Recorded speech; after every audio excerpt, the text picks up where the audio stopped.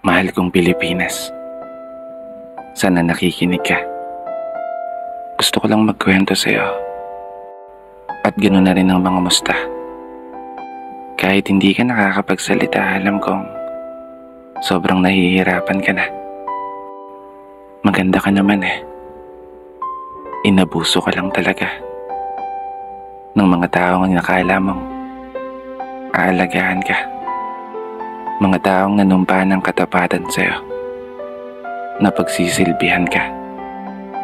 Mga taong pinagkatiwalaan namin na sa'yo'y magsasalpa sa mga panahon na haharap ka sa unos bilang isang bansa na matatag at palaban. Ngunit naging kabaliktaran, isang bansa na ninanakawan ng sarili mong mamamayan. Isang bansa na dapat ay pinoprotektahan. Ngunit isang bansa na napapaligiran ng mga taong mapanlamang. Kailan nga ba tayo magigising? Kailan nga ba kayo matatauhan?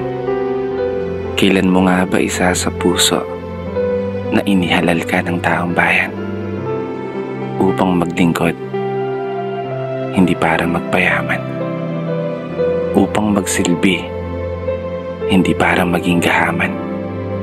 Imulat mo yung mga mata mo upang tuluyan mong masilayan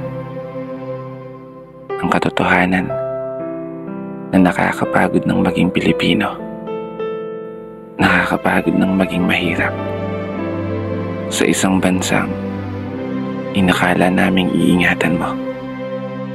Mahal kong Pilipinas.